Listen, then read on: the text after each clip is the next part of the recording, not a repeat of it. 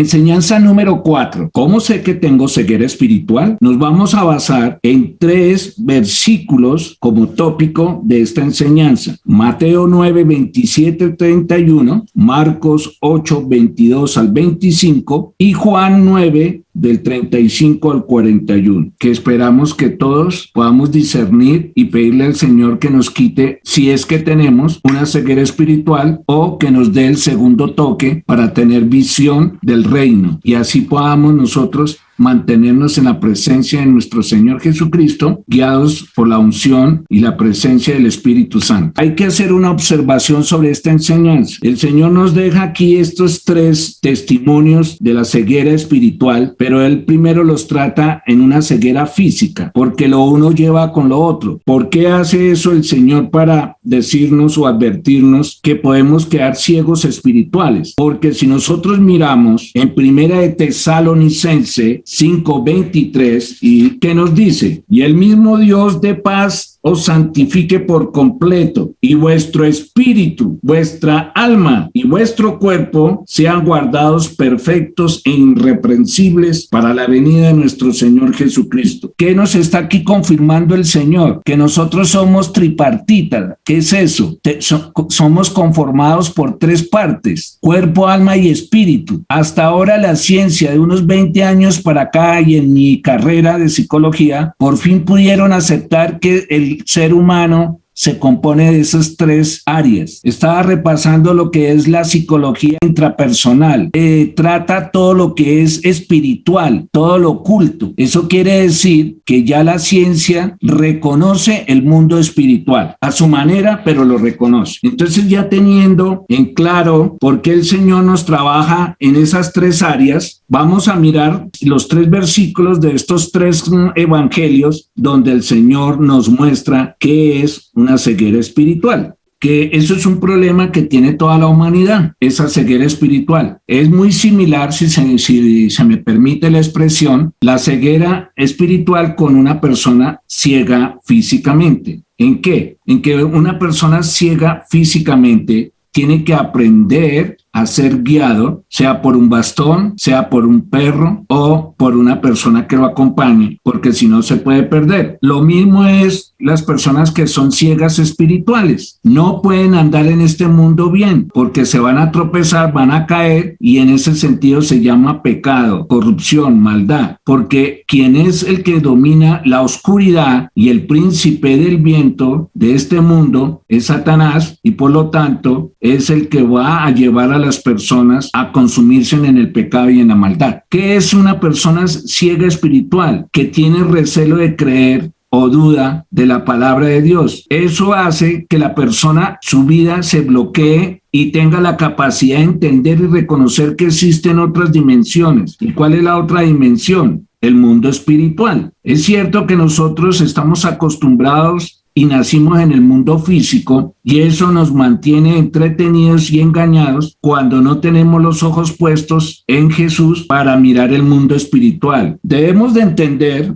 y eso nos pasa a todos y estamos rodeados de eso, de una sociedad, de una cultura donde la gran mayoría de personas son ciegas espirituales, o sea, no saben para dónde van ni qué hacer porque no pueden ver el campo espiritual. ¿Por qué son ciegos? Y hay un desorden y un caos dentro de la sociedad y dentro de la humanidad, que lo estamos viviendo hoy en día, y se ha incrementado más la maldad. Pues no tienen entendimiento. ¿Cuál es ese entendimiento? El entendimiento de su origen. Nosotros primeramente fuimos creados espiritualmente a la imagen de Dios, y en segunda instancia en lo de la tierra, o sea, Adán. Esta ceguera espiritual que trae problemas mentales, o sea, el alma, porque lo deteriora. ¿Qué quiero decir con eso? Cuando Adán y Eva cayeron en tentación, Satanás les perturbó la mente. ¿Qué es perturbar la mente en el área científica? Es perder la razón, el juicio, el sentido de la realidad, de lo que es hacer la voluntad de Dios. Y ustedes y yo tenemos que hacernos un autojuicio. Cada vez que nosotros cometemos errores o pecamos, es porque no tenemos la razón ni el juicio ni el sentido de realidad para hacer la voluntad de Dios. Estamos impedidos. Por eso el Señor dijo, si ustedes se acuerdan en el taller 3, cómo dar fruto, el Señor dijo que un árbol malo no puede dar frutos buenos. Y mientras nosotros no conozcamos a Jesús y estemos injertados en Él, nuestro fruto va a ser un fruto malo, aunque para nuestro razonamiento e intelecto de pronto lo percibamos como algo bueno, pero en la realidad no es bueno. ¿Por qué? Porque no lo estamos haciendo para Dios, sino para nuestra satisfacción personal. En las cegueras espirituales, que todos nacemos con esa ceguera espiritual, es porque tenemos la mente perturbada, que eso fue el plan y la estrategia que utilizó Satanás. Ustedes me van a decir, ¿pero de dónde usted sacó esto? Génesis capítulo 3 y versículo 6. Y dice así, la mujer vio que el fruto del árbol era hermoso y le dieron ganas de comerlo y de llegar a tener, ¿qué? Entendimiento. ¿Qué entendimiento ella tenía? ¿O qué deseo de entender qué? Si nosotros miramos en el versículo anterior, Satanás le vendió la idea que no iban a morir y que iban entonces a ser como Dios. Así que cortó uno de los frutos y se lo comió. Luego le dio a su esposo y él también comió. 7. En ese momento se le abrieron los ojos. ¿Cuáles ojos se le abrieron? Y los dos se dieron cuenta que estaban desnudos. La pregunta es, ¿qué se les abrió a ellos en la mente? Que en la Biblia dice se le abrieron los ojos. Pues déjeme decirle que se abrieron los ojos del conocimiento para el mal, y entonces lo que pasó fue que entramos a una ceguera espiritual que se llama oscuridad. Por lo tanto, ahí gobierna Satanás. La pregunta es, ¿quién puede nacer sin ese problema? Nadie. Aquí vemos que afectó nuestro comportamiento, nuestra conducta y nuestra inteligencia. Si nosotros miramos Efesios 1, 15, 23, por haber caído, lamentablemente, en desobediencia, y que nuestra mente se nubló, o sea, nuestro entendimiento se perturbó. Efesios 1:15, y dice así, por esto, como sé que ustedes tienen fe en el Señor Jesús y amor para con todo el pueblo santo, no dejo de dar gracias a Dios por ustedes, recordándolos en mis oraciones. Pido al Dios de nuestro Señor Jesucristo, al glorioso Padre, que les conceda el don espiritual de la sabiduría y se manifiesten ustedes para que puedan conocerlo verdaderamente. Pido que Dios les ilumine la mente. Nosotros tenemos la mente entenebrecida, oscura, a raíz del pecado. Y aquí dice Pablo que oremos los unos por los otros para que se ilumine la mente con la palabra de Dios, porque Jesús es la luz, para que sepan cuál es la esperanza a la que han sido llamados, cuán gloriosa y rica es la herencia que Dios da al pueblo santo, y cuán grande y sin límites es su poder, el cual actúa en nosotros los creyentes. Ese poder es el mismo que Dios mostró con tanta fuerza y potencia. ¿Cuándo qué? Cuando resucitó a Cristo. Si Jesús no hubiera resucitado, de nada hubiera servido la muerte de Jesús, porque Dios no muere. Él no puede morir porque Él es Dios, pero como Él se hizo hombre, tenía que resucitar también como hombre. ¿Qué pasó? Cuando resucitó a Jesús, lo hizo sentar a su derecha en el cielo. Él está a la derecha del Padre, poniéndolo por encima de todo poder y autoridad, y dominio y señorío. Eso quiere decir que nada de lo creado puede estar igual ni superior a Jesús. Por eso en Juan dice que todas las cosas fueron creadas para Él y por Él. ¿Por quién? Por Jesús. Y por encima de todo lo que existe, tanto en este tiempo como en el venidero, sometiendo todas las cosas bajo los pies de Cristo, y a Cristo mismo le dio a la iglesia como cabeza de todo, pues la iglesia es el cuerpo de Cristo, de quien ella recibe su plenitud, ya que Cristo es quien lleva las cosas a su plenitud. O sea, nosotros como iglesia, como cuerpo de Cristo, dependemos totalmente del Señor para llegar a lograr la esperanza con que fuimos salvados, o sea, la resurrección. Miremos Mateo 9, 27, 31. Por favor, tienen que imaginarse en esa escena para que ustedes puedan sacarle enriquecimiento a esta enseñanza y la puedan llevar sino al corazón. Estaba Jesús caminando con los apóstoles y había sanado a una mujer que estaba enferma del flujo, resucitó a la hija de Jairo. Entra y se encuentra él con dos ciegos. Y mire lo que le dice, versículo 27. Al salir Jesús de allí, dos ciegos lo siguieron gritándole: ten compasión de nosotros, hijos de David. Cuando Jesús entró en la casa, los ciegos se le acercaron y él les preguntó: ¿creen ustedes que puedo hacer esto? Sí, Señor, le contestaron. ¿Por qué Jesús les pregunta a ellos que si creen los puede sanar? Dios quiere ver corazones y Jesús aquí miró el corazón el corazón de estos dos hombres. Por eso les preguntó: ¿creen ustedes que puedo hacer esto? Y ellos, ¿qué dijeron? Con seguridad dijeron: sí, Señor, le contestaron. Entonces Jesús les tocó los ojos y les dijo: que se haga conforme a la fe que ustedes tienen. Ellos son sanados por la fe que le tenían al Señor, no por otra cosa, sino porque le tuvieron que fe.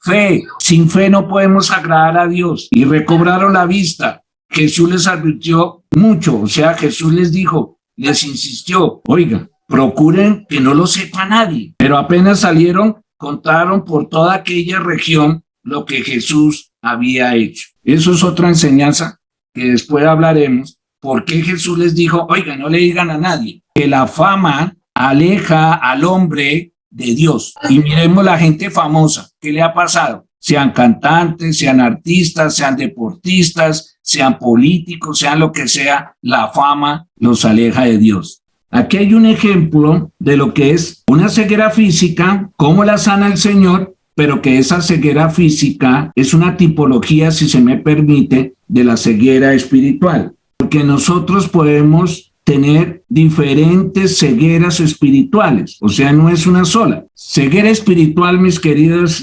amistades, amigos y hermanos, es tener un velo generado por el pecado. Voy a meterlos un poquito en el análisis de este pasaje para saber qué le pasó a ellos y qué le puede pasar a uno para, si llega uno a tener una ceguera espiritual, ¿por qué la tiene? Y la gran mayoría de personas tienen que preguntarle al Señor: Señor, tengo una ceguera espiritual, ayúdeme, libérame, como hicieron ellos dos. Dice así: la ceguera física en el Medio Oriente era muy común desde aquellos tiempos, posiblemente por las condiciones del desierto, la presencia del polvo en el aire que rodeaba y algunas infecciones provocadas por bacterias que atacaban directamente a los ojos. Pero en este caso la veremos desde el mundo espiritual. En ese tiempo, mucha gente quedó ciega y nacía ciega. Ahora, el Señor aquí nos explica o nos muestra que en el Medio Oriente se observaban varias religiones y había idolatría a varios dioses, que había una ceguera espiritual tremenda en esa región, ya que la mayoría de pueblos se entregaron a los falsos dioses,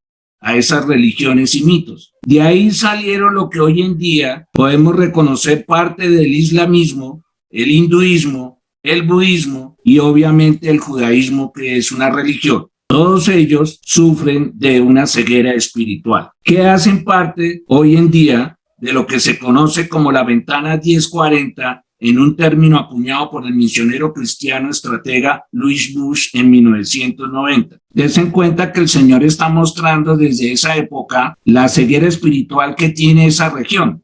¿Qué nos muestra que el Señor? Que el planeta tiene un área donde hay una potestad que está trayéndole ceguera espiritual a esa región. Y entonces en Mateo 9:27, pasando Jesús de allí, lo siguieron dos ciegos dando voces y diciendo: ten misericordia de nosotros, hijo de David. Pero ¿qué pasó en esta escena que acabamos de leer? Los hombres le dijeron: hijo de David, ayúdanos. Y Jesús, con palabras que emanaban compasión, les preguntó que si tenían fe en él para poderlos sanar. A lo que los hombres respondieron con convicción que creían en él. A lo que éste les respondió: pues motivo a su fe, Dios ya los ha curado. Ambos estaban maravillados del abrir sus ojos y la alegría les inundó el corazón, y desde ese momento siguieron a Jesús. Toda persona, escúchenme bien por favor, toda persona que tiene un acercamiento con el Señor, un encuentro personal con el Señor, le es fiel por toda la eternidad. Ahí es donde nosotros también nos damos cuenta quién nació. Una persona que sigue al Señor de esta manera es porque lo conoció lo sintió, lo palpó, lo percibió espiritualmente. Y el que tenga esa fortuna, que es lo más maravilloso que uno puede tener, y no hay nada en el mundo que pueda reemplazar ese gozo y esa paz que da nuestro amado Jesús al estar con nosotros. En primer lugar, clamaron por misericordia reconociendo su bajeza y su gran necesidad de aquel que les podía devolver la vista. Eso es una de las condiciones para quitarse uno una ceguera, mostrarle al Señor arrepentimiento, ¿sí? Y la gran necesidad de Él, no para que le dé el entendimiento, no, sino para que tome la vida de uno y lo guíe a uno en el tiempo que vaya a estar uno aquí en esta tierra. Si queremos ver otra obra milagrosa de Dios en nuestra vida, debemos de tomar una actitud de ¿qué? De humillación delante de su presencia. El Señor ve los corazones humillados. Nosotros malinterpretamos la humillación como algo bajo. No, yo no me voy a humillar ante otro hombre. Y si lo tengo que hacer es porque el Señor me lo pone con un propósito. Pero la humillación que quiere Dios es que estemos arrepentidos de verdad y deseosos de cambiar nuestro estilo de vida y dejar que Él gobierne nuestra vida por siempre. Dios es misericordioso, pero es misericordioso con aquellos que nos humillamos delante de Él. Entonces tenemos que diferenciar lo que es una ceguera espiritual a una posesión o a una opresión demoníaca. Es muy diferente. Desafortunadamente hay mucha gente que no tiene ese discernimiento, se meten en problemas porque todo lo creen que es una posesión o una opresión demoníaca. Ojo, no. Las ataduras son algo que se las pone uno mismo en el alma. En este caso de Mateo 9:27, estamos viendo en esta escena en Cafarnaúm, nos lleva a una obsesión por una postura religiosa, que es idolatría, a ser intolerante y a veces inmoral, y en el área sexual. Hay otras cegueras que pone el enemigo cuando nosotros caemos en doctrinas falsas o adulteradas que nos alejan de Cristo. Y nosotros hemos visto otras religiones cristianas donde están desviadas, por decir una, los mormones o los testigos de Jehová. Eso impide que la persona crezca en la verdad, en el conocimiento de Cristo. Eso es otra ceguera. Y la tercera ceguera que nos muestra claramente el Señor en la Biblia, esta ceguera espiritual, es cuando una persona se le habla de Jesucristo, pero no lo puede reconocer como su Salvador. Es decir, puede creer que sí, Él existió o que Él existe, pero no lo ve como el Salvador. ¿A quiénes le pasa eso? Voy a poner un ejemplo. A los judíos ortodoxos. Ellos saben que Jesús existió y que era un profeta, pero ellos no creen que sea el Mesías o el Salvador. Una ceguera espiritual de escepticismo. Vemos la segunda forma de una ceguera espiritual que la encontramos en Juan 9, del 13 al 18.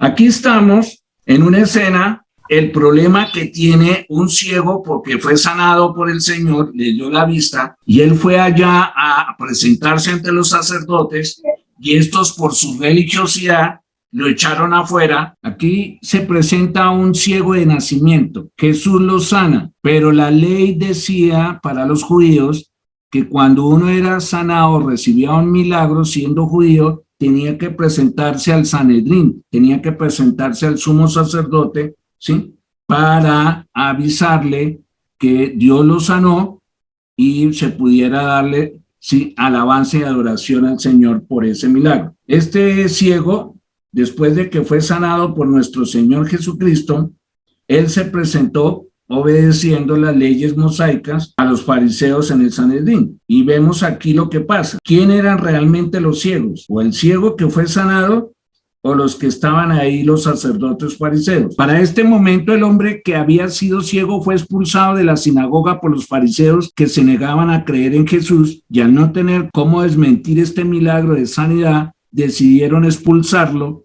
y así asegurarse de que nadie más creyese en Jesús. Con esto vemos la ceguera espiritual que estos hombres tenían, ya que se negaban a creer en las obras de Jesús y por eso serán condenados por ellos mismos. Cuán importante es que Dios abra nuestro entendimiento. Dice 2 Corintios 4, del 3 al 4. Y si el evangelio que anunciamos está como cubierto por un velo, quiere decir cubierto por un velo que tiene ceguera espiritual, y déjeme decirle que muchos predicadores están ciegos espirituales. Pues como ellos no creen en el Dios de este mundo, los ha hecho ciegos de entendimiento para que no vean la brillante luz del evangelio de Cristo glorioso, imagen viva del Dios viviente. No nos predicamos a nosotros mismos, sino a Jesucristo como Señor. Nosotros nos declaramos simplemente servidores de ustedes por amor a Jesús, porque el mismo Dios que mandó que la luz brotara de la oscuridad es el que ha hecho brotar su luz en nuestro corazón para que podamos iluminar a otros, dándoles a conocer la gloria de Dios que brilla en la cara de Jesucristo. Tienen una ceguera espiritual. ¿Cuál será esa ceguera? La codicia, la lujuria, el orgullo. Cuidado, que a cualquiera de nosotros nos puede pasar eso. Qué triste es ver cómo Satanás ha cegado el entendimiento de muchos para que no crean en Jesús el Señor y Salvador. Pero esto se debe a su orgullo, ¿se dan cuenta? A su orgullo, a su falta de humildad de aceptar la palabra de Dios y nacer a una nueva vida. Por ello Santiago nos dice: por lo cual, desechando toda inmundicia y abundancia de malicia, reciban con mansedumbre la palabra implantada, la cual puede salvar sus almas. Santiago 1:21. Debemos abandonar todo este pecado y malicia, aceptar con humildad la palabra de Dios, creerla y creer en Jesús, como lo hizo este hombre que había recibido la vista y conoció a su glorioso Redentor. Al finalizar este capítulo que hemos leído, que estábamos leyendo del ciego que fue humillado en la sinagoga, ese es el capítulo 9, termina la historia del ciego que recibió la vista en Jerusalén, la cual constituye la sexta señal que Jesús realiza en este evangelio. Si consideramos todo lo que ha pasado hasta el momento, sabremos que este hombre que había sido ciego va conociendo poco a poco a Jesús y podemos ver una revelación progresiva en cuanto a su persona divina que se le va presentando poco a poco. Nosotros tenemos que tener paciencia. No podemos de la noche a la mañana tener una madurez espiritual. Tenemos que dejar que el Señor trabaje en nosotros, que el Espíritu Santo nos ayude a comunicarnos con Él y pedirle a Dios que todos los días que nos llene del Espíritu Santo, porque el Señor dijo que ese era el poder que nosotros recibíamos, la presencia del Espíritu Santo, para entender y para poder caminar al lado de Jesús.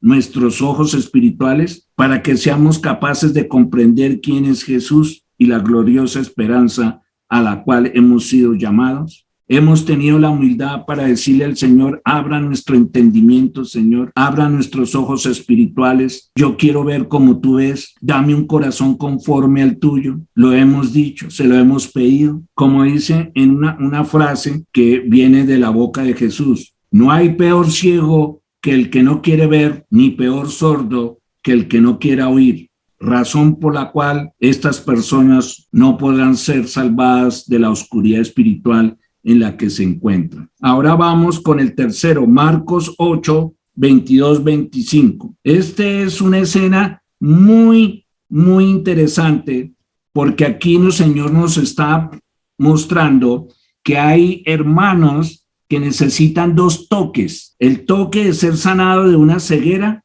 pero también necesitamos algunos necesitan un segundo toque para tener la visión de Cristo. Necesitamos ser quitados de la ceguera espiritual que nos puso el enemigo, pero algunos no pueden ver bien, ven borroso, y tenemos que pedir la visión, lo que es Jesús y de sus enseñanzas, para poder responderle a Él como debe ser, para entregarnos de verdad en Él. Esta escena, hermanos, se presenta en un lugar que se llama Bethsaida. En la traducción en el español sería casa de la caza o de la pesca, o sea, la casa de la pesca. Según en el Nuevo Testamento, era el hogar de 3 apóstoles de Jesús de Nazaret, que eran Pedro, Andrés y Felipe. Tanto Pedro como Andrés tuvieron sus inconvenientes al principio con sus demás compañeros apóstoles por su carácter. También fue el lugar en que Jesús sanó a un ciego y en las proximidades, en un monte desierto, obró el milagro de la multiplicación de los panes y de los peces. Esta escena está situada en un contexto en el que constantemente vemos las dificultades de la gente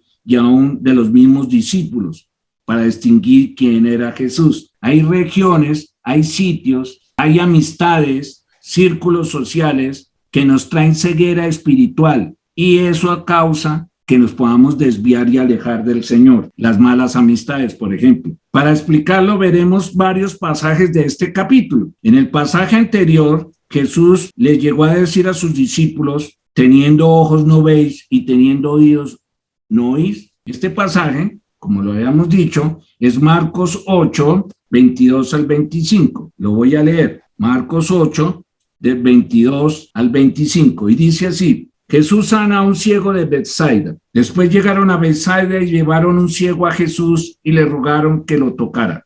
¿Quién les rogó? ¿El ciego? No, alguien que lo llevaba, o algunos que conocían ya de Jesús, se lo llevaron y le rogaron que lo tocara. Podrían haber sido unos familiares de este ciego, supongo yo, o algunos amigos que verdaderamente lo querían. 23. Jesús tomó de la mano al ciego y lo sacó fuera del pueblo. ¿Por qué Jesús lo sacó fuera del pueblo y no lo sanó ahí mismo? Hermano, que cuando uno está rodeado de incrédulos, de ciegos espirituales, tratan de contaminarlo a uno y de desviarlo a uno de la voluntad divina a través de sus acciones como fiestas, como algunas reuniones, traguito, rumbitas, películas, etcétera, y lo van alejando a uno poco a poco de la presencia de nuestro Señor Jesús. Es tan complicado porque uno no siente que lo están utilizando y lo están llevando a una ceguera espiritual. Le están poniendo aún una venda en los ojos. Al sacarlo fuera del pueblo, le mojó los ojos con saliva, puso las manos sobre él y le preguntó si podía ver algo. Porque el Señor le mojó los ojos con la saliva.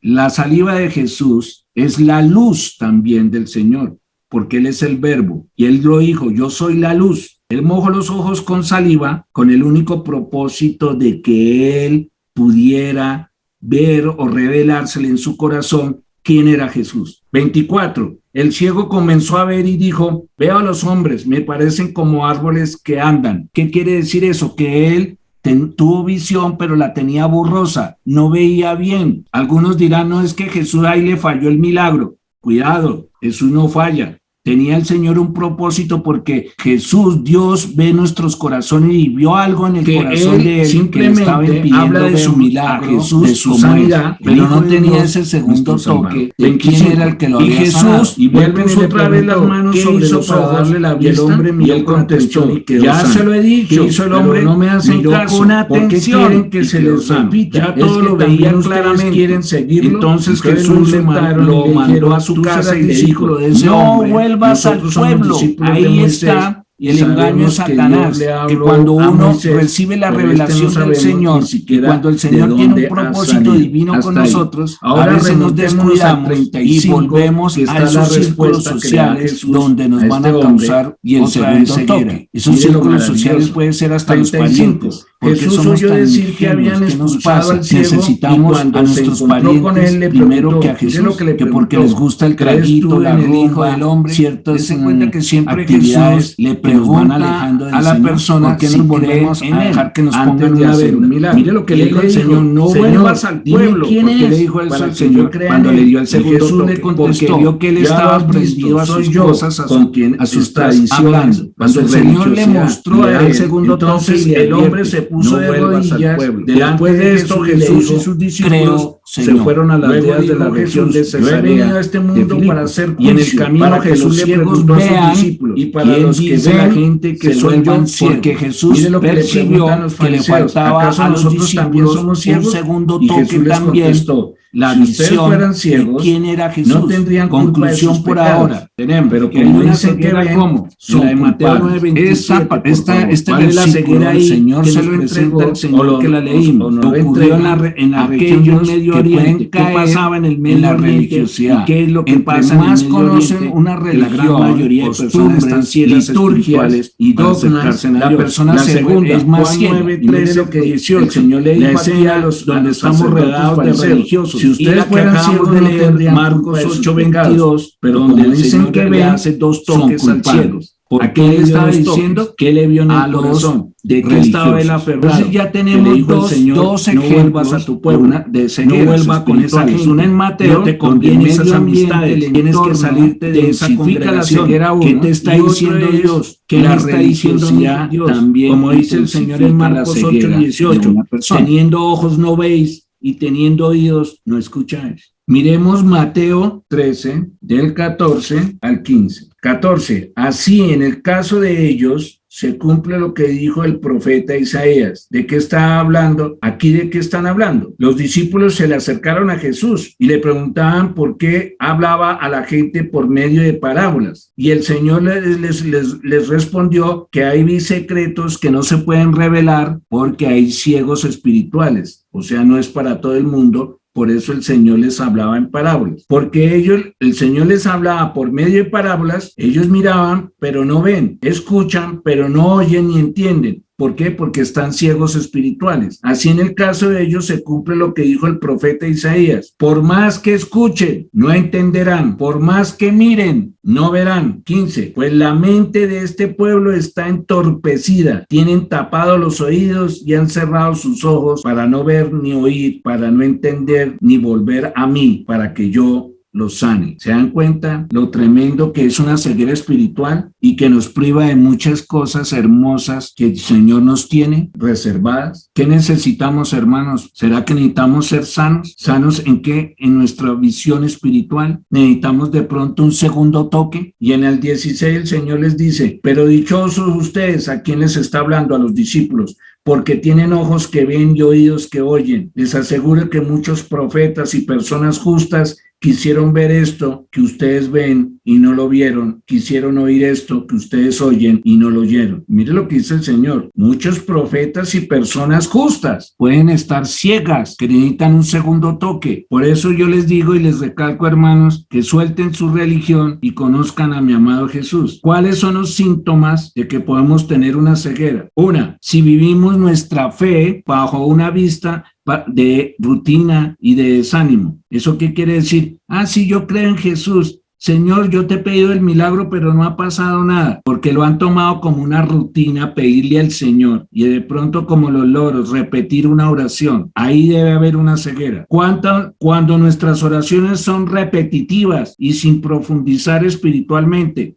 ahí puede haber una ceguera. Cuando caemos en la ociosidad y pereza espiritual y nos congregamos esporádicamente, cuando ya no tenemos nada más que hacer, cuando hay algo más importante, dejamos a un lado escuchar la palabra, congregarnos para ir y hacer eso. Eso no quiere decir que hay momentos en que nosotros tenemos que hacerlo por circunstancias forzadas, pero hay personas que en su rutina son ociosos y son perezosos espirituales. Cuando no leemos la palabra meditándola, muchas personas pueden leerla, pero si no la meditan de nada les sirve porque no van a entrarla en su corazón. Por eso hay personas que dicen, oiga, ¿qué fue lo que enseñó el pastor este domingo?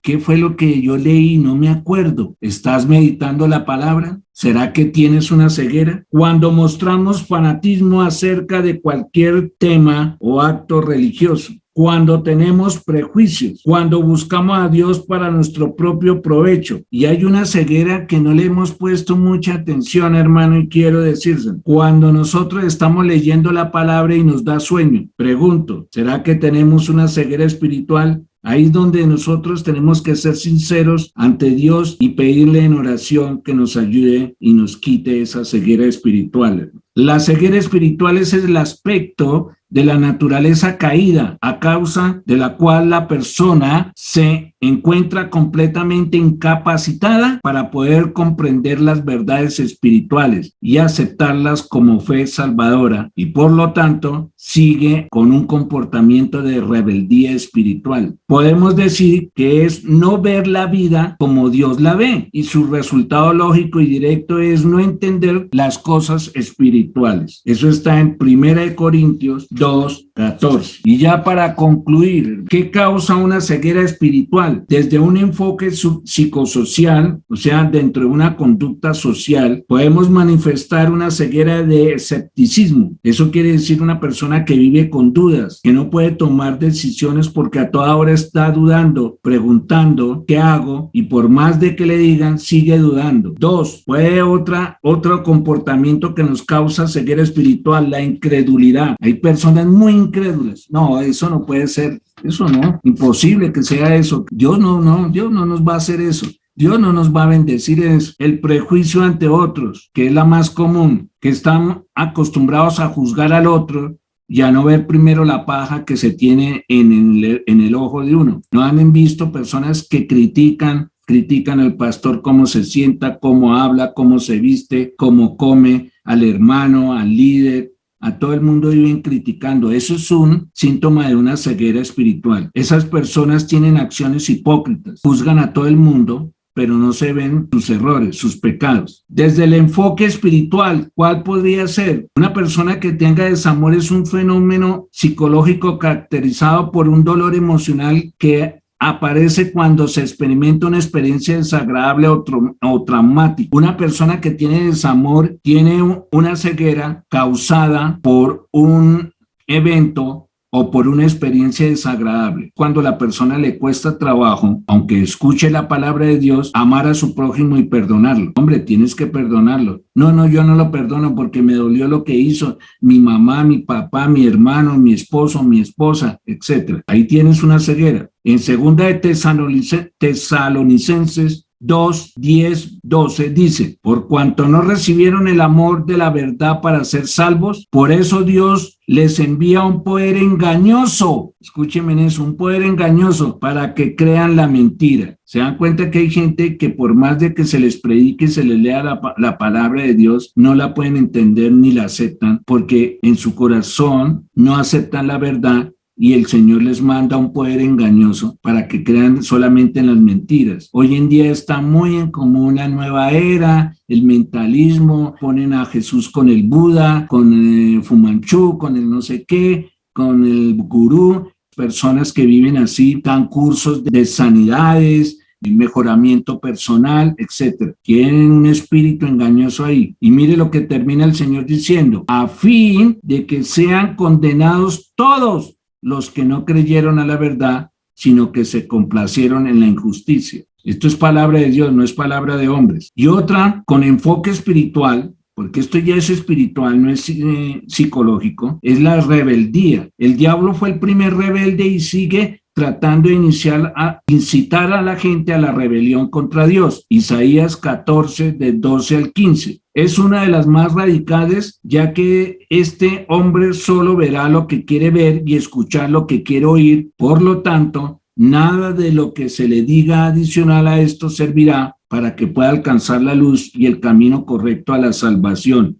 Esta es una de las cegueras espirituales más fuertes, más complicadas para el ser humano, cuando tiene la ceguera de la rebeldía. ¿Qué se la causó? ¿O fue de nacimiento? En Efesios 2:2 nos dice: en los cuales anduviste en otro tiempo siguiendo la corriente de este mundo, conforme el príncipe de la potestad del aire, ¿quién gobierna acá? Mire lo que nos dice Pablo: el príncipe de la potestad del aire, el espíritu que ahora opera en los hijos de desobediencia. ¿Se dan cuenta que hay un poder ahí? Ahora que presentaban todas estas manifestaciones, todas estas revueltas, vimos que había dentro de esas manifestaciones gente rebelde que lo único que querían era destruir, vengarse, robar y matar. ¿Quién está ahí guiándolos? El príncipe de la potestad del aire. Esto no me lo inventé yo, ni lo digo yo, ningún hombre. Esto lo dice Dios. ¿Está mal rebelarse contra lo que está bien? 1 Samuel 15, 23 nos dice: porque como pecado de adivinación es la rebelión y como ídolos e idolatría la obstinación. Mire